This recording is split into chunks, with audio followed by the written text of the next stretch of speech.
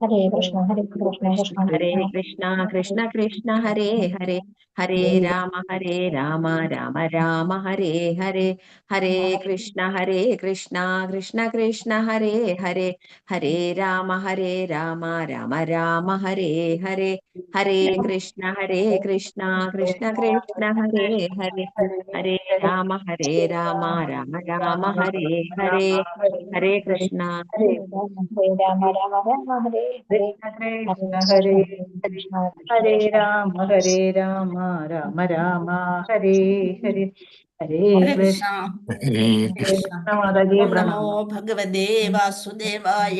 ഓം നമോ ഭഗവതേ വാസുദേവായ. ഓം നമോ ഭഗവതേ വാസുദേവായ. ഓം അജ്ഞാനതിമിരാന്തസ്യ ജ്ഞാനാഞ്ജനശലാകയാ ചക്ഷുരുന്മീലിതം യേന തസ്മൈ ശ്രീഗുരവേ നമഃ. ശ്രീചൈതന്യമനോഭീഷ്ടം സ്ഥാപിതം യേന ഭൂതലേ സ്വയം രൂപഗദാ മഹ്യം ദദാതി സ്വപദാന്തികം വന്ദേഹം ശ്രീഗുരോൻ ശ്രീദപദകമലം ശ്രീഗുരോൻ വൈഷ്ണവാംശ ശ്രീരൂപം സാഗ്രജാതം സഹഗണ രഘുനാഥാന്വിതം തം സജീവം സാദ്വൈതം സാവധൂതം പരിജനസഹിതം കൃഷ്ണ ചൈതന്യദേവം ശ്രീരാധാകൃഷ്ണപാദാൻ സഹഗണ ലളിതാ ശ്രീ വിശാഖാംനിദംശ. ഹേ കൃഷ്ണ കരുണ സിന്ധോ ദീനബന്ധോ ജഗത്പദേ ഗോപേശ ഗോപികാന്ത രാധാകാന്ത നമോസ്തുതേ. തപ്തകാഞ്ചന ഗൗരാംഗീ രാധേ വൃന്ദാവനേശ്വരി വൃഷഭാനുസുതേ ദേവി പ്രണമാമി ഹരിപ്രിയേ. വാഞ്ചാകൽപതരുഭ്യശ്ച കൃപാസിന്ധുഭ്യേവ പതിതാനാം പാവനേഭ്യോ വൈഷ്ണവേഭ്യോ നമോ നമഃ. നമോ വിഷ്ണുപാദായ കൃഷ്ണപ്രസ്ഥായ ഭൂതലേ ശ്രീമതേ ജയപതാക സ്വാമിനിധി നാമിനെ നമാചാര്യപാദായ നിതായ കൃപാപ്രദായിനെ ഗൗരഗദാദാമദായ നഗരഗ്രാമധാരിണേ. നമോ വിഷ്ണുപാദായ കൃഷ്ണപ്രസ്ഥായ ഭൂതലേ ശ്രീമതേ ഭക്തിവേദാന്ത സ്വാമിനിധി നാമിനെ നമസ്തേ സാരസ്വതേ ദേവേ ഗൗരവാണി പ്രചാരിണെ നിർവിശേഷ ശൂന്യവാദി പാശ്ചാത്യദേശധാരിണെ. ജയ ശ്രീകൃഷ്ണ ചൈതന്യ പ്രഭു നിത്യാനന്ദ ശ്രീ അദ്വൈത ഗദാധര ശ്രീവാസാദി ഗൗരഭക്തവൃന്ദ. ഹരേ കൃഷ്ണ കൃഷ്ണ കൃഷ്ണ ഹരേ ഹരേ ഹരേ രാമ രാമ രാമ ഹരേ ഹരേ ഹരേ കൃഷ്ണ കൃഷ്ണ കൃഷ്ണ ഹരേ ഹരേ ഹരേ രാമ രാമ രാമ ഹരേ ഹരേ ഹരേ കൃഷ്ണ കൃഷ്ണ കൃഷ്ണ ഹരേ ഹരേ ഹരേ രാമ രാമ ഹരേ ഹരേ ഹരേ കൃഷ്ണ. ജയ ജയ ഭാഗവതാ ദേവാ ജയ ജയ ഭാഗവതാ. ജയ ജയ രാധാ കൃഷ്ണ സ്വരൂപ ജയ ജയ ഭാഗവതാ. ദേവാ ജയ ജയ ഭാഗവതാ. നിഗമകൽപതരോർഗളിതം ഫലം സുഖമുഖാദമൃതദ്രവ സംയുതം പിബത ഭാഗവതം രസമാലയം മുഹുരഹോ രസികാ ഭുവി ഭാവുക.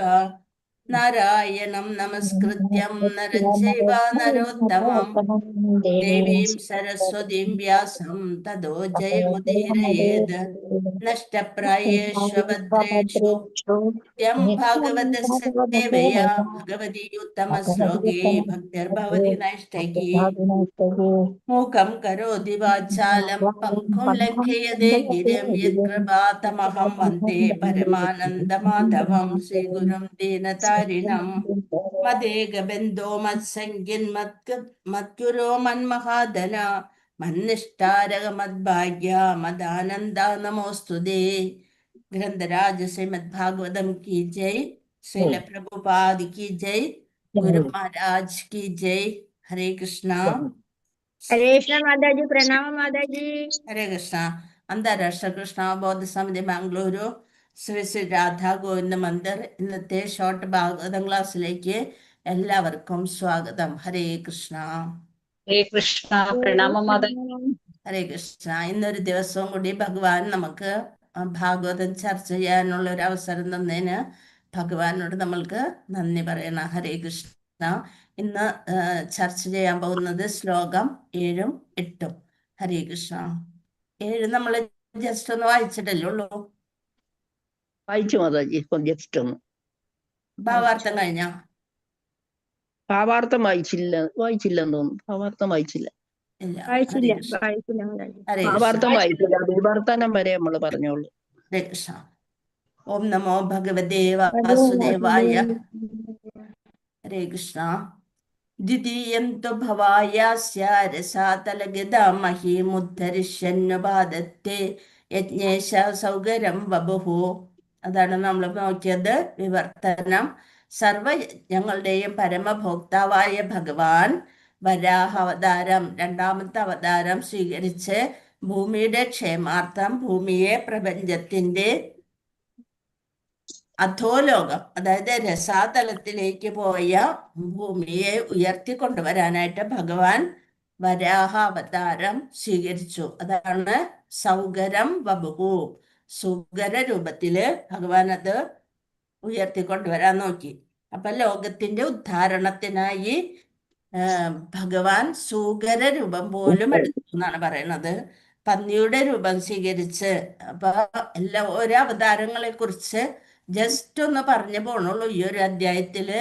അത് കഴിഞ്ഞാണ് വിശദമായിട്ട് നമ്മൾ പഠിക്കും തോറും ഓരോ വിശദമായിട്ടുള്ള അവതാരങ്ങളെ കുറിച്ച് വർണ്ണിക്കുന്നുണ്ട്. അപ്പൊ ഓരോരോ 1ാമത്തെ അവതാരം ഇന്നതായിരുന്നു, 2ാമത്തെ, 3ാമത്തെ, അങ്ങനെ ജസ്റ്റ് പറഞ്ഞു പോവുകയാണ് ചെയ്യണം ഈ ഒരു അധ്യായത്തില്.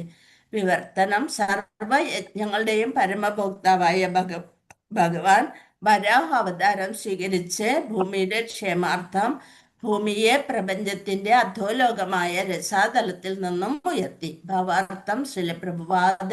ശിലപ്രഭുവാദിക്ക് ജയ്.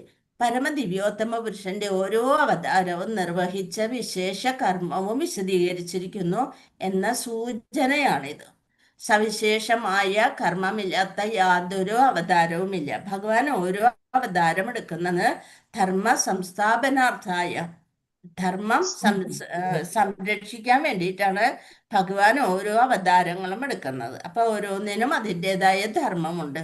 ഇവിടെ സവിശേഷമായ കർമ്മം ഇല്ലാത്ത യാതൊരു അവതാരവുമില്ല. വെറുതെ ഇങ്ങനെ വന്നു പോണില്ല. അതൊരു ഉദ്ദേശം അല്ലെങ്കിൽ ഒരു ലക്ഷ്യത്തോടു കൂടിയാണ് ഭഗവാൻ ഓരോ അവതാരങ്ങളും എടുത്ത് പ്രപഞ്ചത്തിലേക്ക് വരുന്നത്. ഭഗവാന്റെ ലീലകൾ സദാ അസാധാരണവും സർവാതിശായിയുമാകുന്നു. നമ്മൾക്ക് അതൊന്നും ചിന്തിക്കാൻ പോലും ഇതില്ല. ഏറ്റവും വികൃതമായിട്ടുള്ള അല്ലെങ്കിൽ ഏറ്റവും ഒട്ടും ഒരു ഇതില്ലാത്തതാണ് പന്നിയുടെ ഒരു ശരീരം, അല്ലെ? അത് മലത്തിലും അതിലൊക്കെ കഴിയണത്. എന്നിട്ടും കൂടി അതുപോലും എടുത്തിട്ട്, അതായത് സമുദ്രത്തിലേക്ക് പോയിട്ട് അത് ഉയർത്താൻ തേറ്റ വേണം. ആ തേറ്റയുടെ രൂപം ഉള്ളത് വരാഹത്തിനാണ്. അതുകൊണ്ടാണ് വരാഹ അവതാരം എടുത്തത്. ഏതൊരു ജീവസത്തയ്ക്കും നിർവഹിക്കാൻ അസാധ്യമായവയാണത്. അശുദ്ധ വിഷയങ്ങളുടെ അതിശക്ത തലങ്ങളിൽ നിന്നും പൃഥ്വിയെ വീണ്ടെടുക്കാൻ ചളിക്കുണ്ടിൽ പോയിരുന്നാണ്, അല്ലെ? അപ്പൊ അവിടെ നിന്ന് ഭൂമിയെ വീണ്ടെടുക്കാനായിട്ട് പരമദിവ്യോത്തമ പുരുഷന് അവതാരം എടുക്കേണ്ടി വന്നു. അശുദ്ധമായ സ്ഥലത്ത് നിന്ന് എന്തെങ്കിലും എടുക്കാൻ വരാഹത്തിന് കഴിയുന്നു. വരാഹത്തിന് ഏത് ചളിക്കുണ്ടിലും പോയിട്ട് അവിടെ നിന്ന് എന്തെങ്കിലുമൊക്കെ എടുക്കാനായിട്ടുള്ള കഴിവുള്ള ഒരു ഭഗവാന്റെ തന്നെ ഒരു ജന്മമാണ് വരാഹം. അപ്പൊ അതുകൊണ്ട് വരാഹത്തിന് ഏത് അശുദ്ധമായ സ്ഥലത്ത് നിന്നും എന്തെങ്കിലും എടുക്കാനായിട്ട് കഴിയുന്നു. സർവശക്തനായ പരമദിവ്യോത്തമ പുരുഷൻ ഈ അത്ഭുതത്തെ അത്തരം അശുദ്ധ സ്ഥലത്ത് ഭൂമിയെ ഒളിപ്പിച്ച അസുരന്മാർക്ക് കാട്ടിക്കൊടുത്തു. അതായത് എവിടെ കൊണ്ട് എന്നിങ്ങനെയൊക്കെ ചെയ്താലും അതെല്ലാം എടുക്കാനുള്ള ഒരു ജീവസത്ത അവിടെ ആ രൂപത്തില്, ആ ശരീരത്തില് ഭഗവാൻ വന്ന് അത് നേടിയെടുക്കും എന്ന അസുരന്മാർക്ക് കാട്ടിക്കൊടുത്തു. പരമദിവ്യോത്തമ പുരുഷന് അസാധ്യമായിട്ട് ഒന്നുമില്ല. വരാഹമായി അദ്ദേഹം എന്ന് പറഞ്ഞവിടെ ഭഗവാൻ അവതരിച്ചുവെങ്കിലും സദാ അതീന്ദ്രിയ അവസ്ഥയിൽ സ്ഥിതി ചെയ്യുന്ന അദ്ദേഹത്തെ ഭക്തൻ ആരാധിക്കുന്നു. അപ്പൊ ഒരു പന്നീനെ ആരാധിക്കാൻ ഒരാൾക്കും താല്പര്യം ഉണ്ടാവില്ല. പക്ഷെ എല്ലാ ജീവജാലങ്ങളും ഭഗവാന്റെ സൃഷ്ടികളാണെന്ന് കാണിക്കുന്നതാണ്. അങ്ങനെയുള്ള ഒരു അവസ്ഥ എത്തുന്നത് മുക്താത്മാക്കൾക്ക് മാത്രമേ ഉള്ളൂ. നമ്മൾ ഭഗവത്ഗീതയിൽ പറഞ്ഞു, ഏത് ബ്രാഹ്മണനെയും പശുവിനെയും പട്ടിയെയും പട്ടിമാംസം കഴിക്കുന്ന ചണ്ടാളനെയും ഒരേ തരത്തിൽ അതായത് അതിലെല്ലാവരിലും ഭഗവാൻ പരമാത്മാവായിട്ട് സ്ഥിതി ചെയ്യുന്നു എന്ന് കാണുന്നവരാണ് ശുദ്ധാത്മാക്കള് എന്ന് ഇതിൽ പറഞ്ഞിട്ടുണ്ട്. അപ്പൊ നമ്മൾക്ക് ആരോടും ഒരു ദേഷ്യമോ അല്ലെങ്കിൽ ഒരു അവഗണന ഒന്നും തോന്നാൻ അതില്ല. നമ്മളുടെ ഇഷ്ടത്തിനല്ല നമ്മുടെ ഈ ശരീരം നമ്മൾ സ്വീകരിച്ചത്. അല്ലെങ്കിൽ എവിടെയാണോ നമ്മൾക്ക് അച്ഛനും അമ്മയന്മാരായിട്ട് ഇന്ന ആള് വേണമെന്ന് വിചാരിച്ചിട്ടൊന്നല്ല നമ്മൾ ജനിച്ചു വന്നത്. ആ സമയത്ത് നമ്മളുടെ കർമ്മബലത്തിനനുസരിച്ച ഒരു ഗൃഹത്തില് നമ്മൾ വന്ന് ജനിക്കുകയാണ് ചെയ്തത്. അതൊന്നും നമ്മുടെ ആഗ്രഹം കൊണ്ടല്ല, അല്ലെ?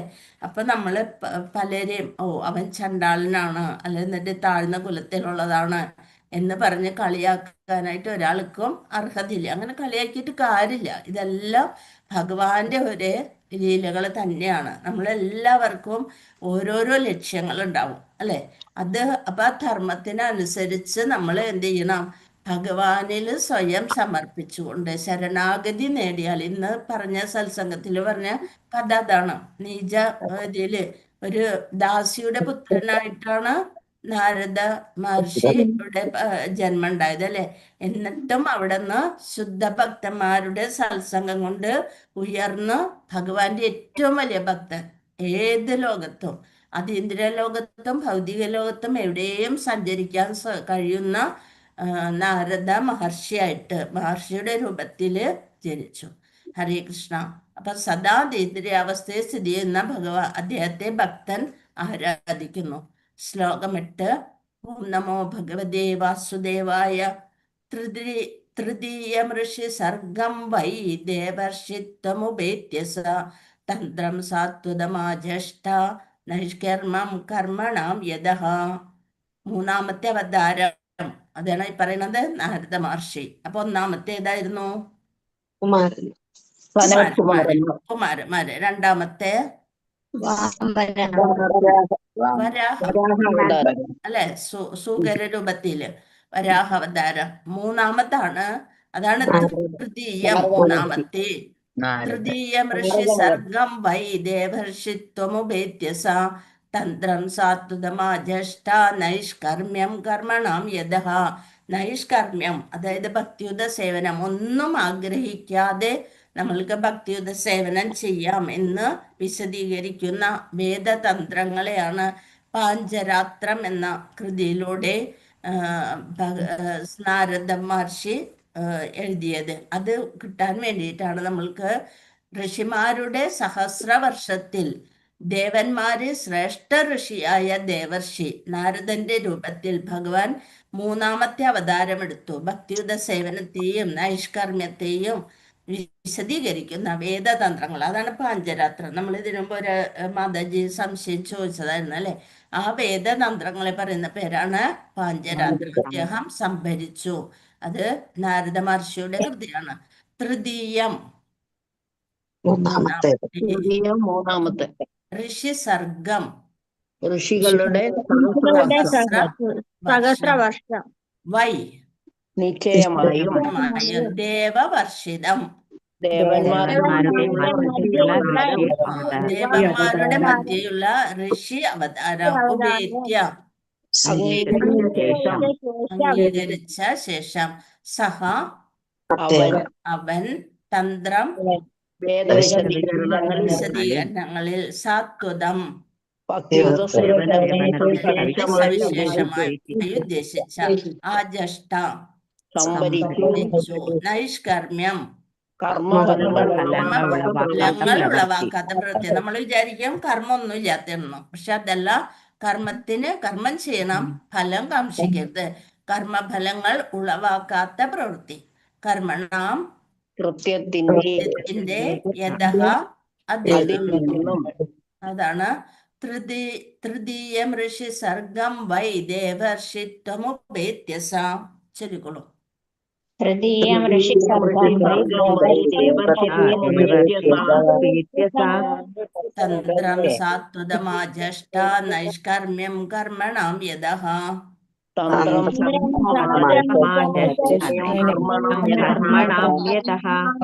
തൃതീയം ഋഷി സർഗം വൈ ദേവർഷിത്വമുപേത്യ സ.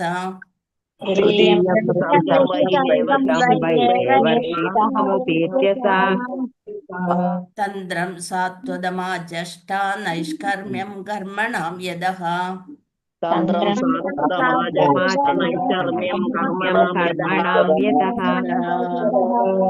ഹരേ കൃഷ്ണ. ഗിരിജ മാതാജി വായിച്ചോളൂ. ഹരേ കൃഷ്ണ. തൃതീയം ഋഷിസർഗം വൈ ദേവർഷിത്വമുപേത്യ സ തന്ത്രം സ്വാത്വതമാചഷ്ട നൈഷ്കർമ്മ്യം കർമ്മണം യതഃ. ഹരേ ഹരേ കൃഷ്ണ. കൃഷ്ണ. പങ്കജാക്ഷി മാതാജി വായിച്ചോളൂ. തൃതീയം ഋഷി സർഗം വൈ ദേവർഷിത്വമുപേത്യ സ തത്രം സാത്വതമാജഷ്ട നൈഷ്കർമ്മ്യം കർമ്മണാം യതഃ. ഹരേ കൃഷ്ണ. തത്രല്ല തന്ത്രം. തന്ത്രം സാത്വതമാജഷ്ട നൈഷ്കർമ്മ്യം കർമ്മണാം യതഃ. പ്രഭു വായിച്ചോളൂ.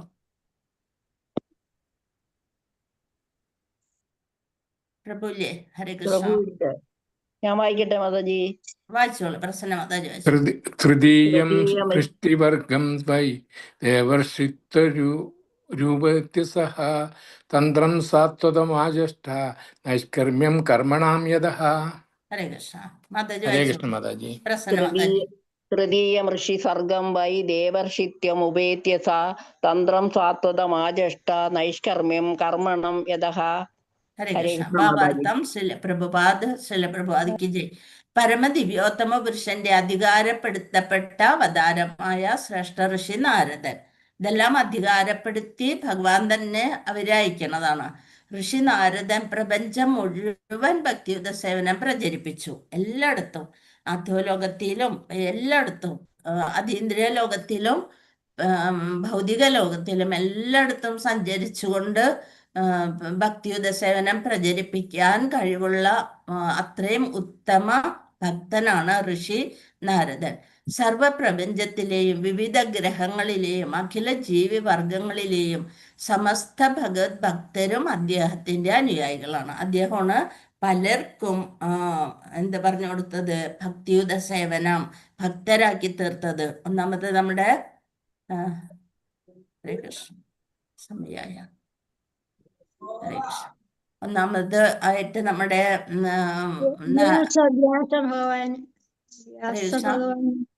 വ്യാസഭഗവാൻ പറഞ്ഞു. വ്യാസനൊന്നും ഭഗവാൻ എന്ന് പറയൂല, വ്യാസദേവൻ. വ്യാസദേവൻ എന്ന് പറയൂല. ഭഗവാൻ ഒന്ന് മാത്രമേ ഉള്ളൂ. വ്യാസദേവനും എല്ലാവർക്കും ഭക്തിയുടെ ഇത് പറഞ്ഞു കൊടുക്കുന്നത് നാരദ മഹർഷിയാണ്. ഭഗവത് ഭക്തിയുത സേവനത്തെ പ്രതിപാദിക്കുന്ന വേദവിശദീകരണമായ നാരദ പഞ്ചരാത്രത്തിന്റെ, നമ്മൾ നേരത്തെ പറഞ്ഞതാണ്, ഭക്തിയുത സേവനത്തെ പ്രതിപാദിക്കുന്ന വേദ വിശദീകരണമാണ് നാരദ പഞ്ചരാത്രത്തിന്റെ കർത്താവ് ശ്രീനാരദനാകുന്നു. കർമ്മഫല ബന്ധനങ്ങളിൽ നിന്നും മോചനം പ്രാപ്തമാക്കാൻ ലൗകികരെ നാരദ പഞ്ചരാത്രം പരിശീലിപ്പിക്കുന്നു. എന്താണ്? കർമ്മഫല ബന്ധനങ്ങളിൽ നിന്നും നൈഷ്കർമ്മ്യമായിട്ട്, ബന്ധനത്തിലൊന്നും പെടാതെ, ഫലം ആഗ്രഹിക്കാതെ എങ്ങനെ കർമ്മം ചെയ്യാം എന്നെല്ലാം പഞ്ചരാത്രത്തിൽ നിന്ന് നമുക്ക് പരിശീലിപ്പിക്കുന്നു. സ്വന്തം നെറ്റിയിലെ വിയർപ്പ് കൊണ്ട് ജീവിതം ആസ്വദിക്കാൻ ആഗ്രഹിക്കുകയാൽ ഫലോദ്ദിഷ്ട കർമ്മങ്ങളിൽ ലൗകികർ അത്യന്തം ആകർഷിതരാകുന്നു. അവരെപ്പോഴും കർമ്മം ചെയ്യുക, എന്തെങ്കിലും ഫലം കിട്ടണം. ഇപ്പൊ നമ്മ എന്ത് ജോലിയായാലും, ഇപ്പൊ സർക്കാർ ഉദ്യോഗസ്ഥര് എന്തിനാണ് ജോലിക്ക് പോണത്? മാസം ശമ്പളം കിട്ടണം. ശമ്പളം മേടിക്കാൻ വേണ്ടിയിട്ട് തന്നെയാണ് അവര് ജോലിക്ക് പോണത്. പക്ഷെ നമുക്ക് ജീവിക്കാനായിട്ട് പൈസ വേണം താനും. പക്ഷെ കിട്ടണമെന്ന് ഒരു ഭാഗം നമ്മൾ എന്ത് ചെയ്യണം? ഭഗവാന് വേണ്ടിയിട്ട് അർപ്പിച്ചുകൊണ്ട് ഈ ശരീരവും മനസ്സും ഈ കർമ്മശേഷിയും ഒക്കെ തരുന്നത് ഭഗവാൻ തന്നെയാണ് എന്നുള്ളൊരു ചിന്തയോടുകൂടിയായിരിക്കണം നമ്മള് കർമ്മം ചെയ്യേണ്ടത്. ഫലോദ്ദിഷ്ട കർമ്മങ്ങളിൽ ലൗകികര് അത്യന്തം ആകർഷിതരാകുന്നു. പ്രപഞ്ചം മുഴുവനും ലൈംഗികരായ വിവിധ ജീവിവർഗങ്ങളാൽ പരിപൂരിതമാണ്.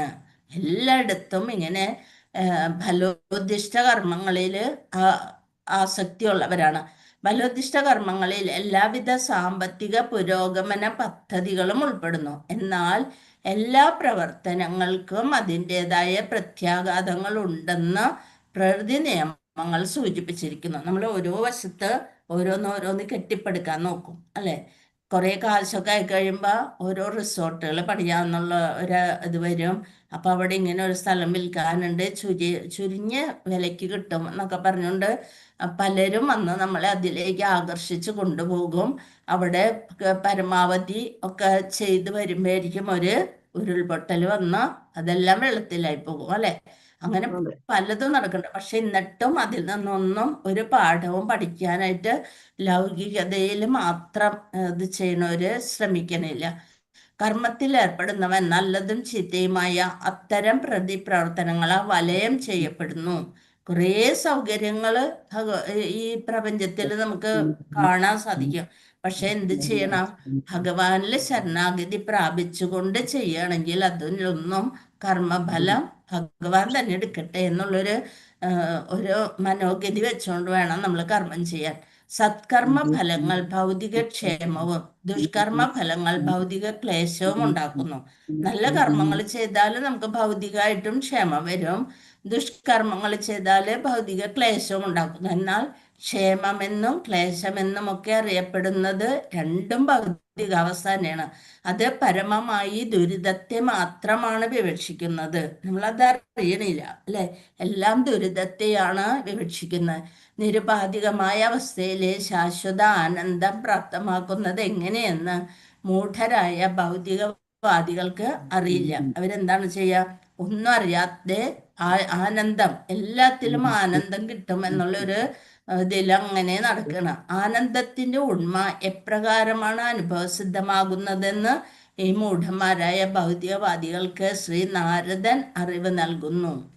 നാരദ മഹർഷി മനസ്സിലാക്കി കൊടുക്കണം എങ്ങനെയാണ് ആനന്ദത്തിന്റെ ഉണ്മ, എങ്ങനെയാണ് പരിശുദ്ധമായ അല്ലെന്നുണ്ടെങ്കിൽ ഒരു കലർപ്പുമില്ലാത്ത ആനന്ദം എവിടെ നിന്ന് ലഭിക്കുമെന്ന് നാരദൻ അറിവ് നൽകുന്നതാണ് പാഞ്ചരാത്രത്തിലൂടെ.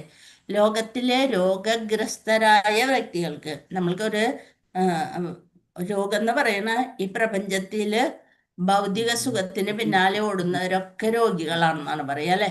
അപ്പൊ രോഗഗ്രസ്തരാണ് ഈ വ്യക്തികൾക്ക് ആത്മീയ സ്വാതന്ത്ര്യാവസ്ഥയിൽ എത്തിച്ചേരുന്നതിന് ആവശ്യമായ മാർഗനിർദ്ദേശം അദ്ദേഹം നൽകുന്നു. ആ കൃതിയിലൂടെ എങ്ങനെയാണ് നമ്മൾ ശരിയായിട്ട് രോഗ അവസ്ഥയിൽ നിന്ന് മാറി ആത്മീയമായിട്ടുള്ള ഒരു സ്വാതന്ത്ര്യ അവസ്ഥയിൽ എത്തിച്ചേരുന്നതിന് ആവശ്യമായ മാർഗനിർദ്ദേശം അദ്ദേഹം നൽകുന്നു. ഇതര പാലുൽപ്പന്ന പദാർത്ഥോപയോഗത്തിലൂടെ ഉണ്ടാകുന്ന അജീർണത്തിന് പ്രതിവിധിയായി സംസ്കരിച്ച മറ്റൊരു പാലുൽപ്പന്നമായ തൈര് ഉപയോഗിക്കാൻ രോഗിയോട് വൈദ്യൻ ഉപദേശിക്കുന്നു. പാല് കൊണ്ടുള്ള അസുഖത്തെ മാറ്റാൻ വേണ്ടിയിട്ട് എന്ത് പറയും? പാലിന്റെ തന്നെ മറ്റൊരു ഉൽപ്പന്നമായ തൈര് ഉപയോഗിക്കാൻ പറയും, അല്ലെ? വയറ് ശുദ്ധിയാക്കാൻ വേണ്ടിയിട്ട്. അതുപോലെ വൈദ്യൻ ആകയാൽ രോഗത്തിന്റെ കാരണവും രോഗപരിഹാരവും ഒന്ന് തന്നെയാണ്. രണ്ടും പാലിൽ നിന്ന് തന്നെ ഉണ്ടാവണ. ഒന്ന് പാല് രോഗത്തിന് ഹേതുവാകുന്നു, തൈര് അതിനൊരു പരിഹാരമാവുന്നു. എന്നാൽ അതിനെ നാരദനെ പോലെയുള്ള വിദഗ്ധനായ ഒരു ചികിത്സകനെ കൊണ്ട് വേണം ചികിത്സിക്കാൻ. നമ്മൾ വിചാരിക്കുക എല്ലാം എനിക്കറിയാം, പിന്നെ എന്തിനപ്പൊ ഒരു ഗുരു അല്ലെന്നുണ്ടെങ്കിൽ ഒരാളിപ്പോ പറയേണ്ട കാര്യം എന്തുണ്ട് എന്നുള്ളൊരു മട്ടിയിലാണ് നമ്മൾ എന്തും ചിന്തിക്കുക. പക്ഷെ ആര് വേണം? ശരിക്കും ഇതൊക്കെ വിദഗ്ധമായിട്ട് നമ്മളെ നല്ല നിലയിലേക്ക് നയിക്കാനായിട്ട് ഒരു ഗുരുവിന്റെ അത്യാവശ്യമുണ്ട്. അങ്ങനെയുള്ളൊരു ഗുരുവാണ് ആര്? നാരദ മഹർഷി. നാരദനെ പോലെയുള്ള വിദഗ്ധനായ ഒരു ചികിത്സകനെ കൊണ്ട് വേണം ചികിത്സിക്കാൻ. ഒരാളുടെ കർമ്മഫലങ്ങളാൽ ഭഗവാനെ സേവിക്കണമെന്ന അതേ പ്രതിവിധിയാണ് ഭഗവത്ഗീതയും പ്രദാനം ചെയ്യുന്നത്. ഭഗവത്ഗീതയിലും ഇത് തന്നെയാണ് പറയുന്നത്. നമ്മളെപ്പോഴും എന്തായിരിക്കണം? ഭഗവാന്റെ സേവകരാണ് എന്നുള്ളൊരു ഭാവത്തില്. അഹങ്കാരം, അസൂയ, അല്ലെ, പലതും ഉണ്ട് നമ്മുടെ ഉള്ളില്. അതൊക്കെ ഒന്ന് മാറ്റി വെച്ചിട്ട് എന്ത് വേണം? ഹൃദയം ആ, തേജോ ദർപ്പണമായിരിക്കണം അല്ലെ. അതുമല്ല അശുദ്ധിയും ഇതൊക്കെ മാറ്റാനായിട്ട് നമ്മൾ ശ്രമിക്കണം. അപ്പോഴാണ് നമ്മൾക്ക് ഭഗവാന്റെ ഒരു സാന്നിധ്യം മനസ്സിൽ അറിയാൻ സാധിക്കുക. അതാണ് ഈ 8ാമത്തെ ശ്ലോകത്തിലൂടെ പറയുന്നത്. ഒരാളുടെ കർമ്മഫലങ്ങളാൽ ഭഗവാനെ സേവിക്കണമെന്ന അതേ പ്രതിവിധി. അപ്പൊ കർമ്മഫലങ്ങളാൽ ഭഗവാനെ നമ്മൾ സേവിക്കണം എന്ന അതേ പ്രതിവിധി. കർമ്മം ചെയ്യണം, പക്ഷെ ഫലം ഭഗവാനിൽ അർപ്പിച്ചുകൊണ്ട് ചെയ്യുക. അതേ പ്രതിവിധിയാണ് ഭഗവത്ഗീതയും പ്രദാനം ചെയ്യുന്നത്. അത് നിശ്ചയമായും ഒരാളെ നൈഷ്കർമ്മ്യ പാതയിൽ അഥവാ മോക്ഷത്തിലേക്ക് നയിക്കും. അത് ഭഗവാനിലേക്ക് അടുക്കാനായിട്ട് നമ്മളെ സഹായിക്കും എന്നാണ് പറയുന്നത്. ഹരേ കൃഷ്ണ.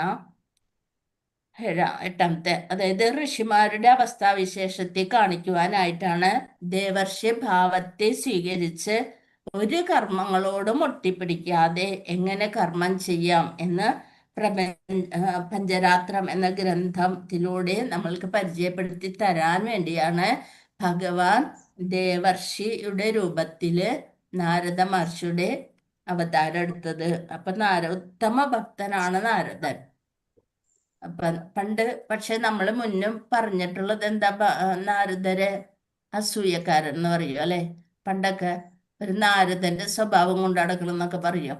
പക്ഷെ ഇപ്പോഴാണ് ആണത് നാരദനാ, ഇതൊരു നാരദനാണ്, നാരദന്റെ സ്വഭാവമാണെന്നൊക്കെ പറഞ്ഞ് നമ്മളെ പറഞ്ഞ് ഇത് ചെയ്യുന്നത്. അതുപോലെ തന്നെയാണ് മഹാബലിനെ പാതാളത്തിലേക്ക് വാമനൻ ചവിട്ടി താഴ്ത്തി ഒരിതും നമ്മൾ കേട്ടിട്ടുണ്ട് അല്ലെ. ശരിക്കും പറഞ്ഞാല് ഭഗവാൻ എന്താണ് ചെയ്തത്, സുതലം കൊടുത്തിട്ട് അവിടെ ഭഗവാൻ തന്നെ കാവൽക്കാരനായിട്ട് നിൽക്കുകയാണ് ചെയ്തത്. മഹാബലിനെ അത്രയും സംരക്ഷണയിൽ അത്രയും സ്നേഹത്തോടു കൂടി ചെയ്താണ്.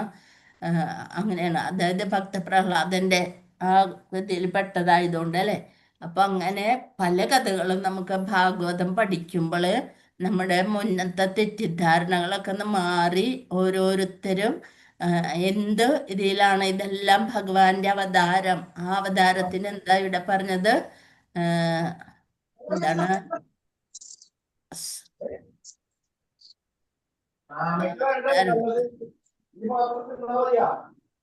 ഭക്തിയുദസേവനെ പ്രതിപാദിക്കുന്ന പഞ്ചരാത്രത്തിന്റെ കർത്താവ് ശ്രീനാരദനായിരുന്നു. അപ്പൊ സമസ്ത ഭഗവത് ഭക്തരും അദ്ദേഹത്തിന്റെ അനുയായികളാണ്.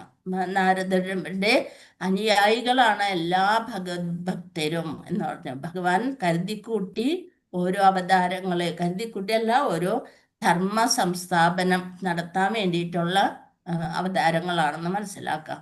ഹരേ കൃഷ്ണ. വാഞ്ചാകൽപതരുഭ്യശ്ച കൃപാസിന്ധുഭ്യേവ ച പതിതാനാം പാവനേഭ്യോ വൈഷ്ണവ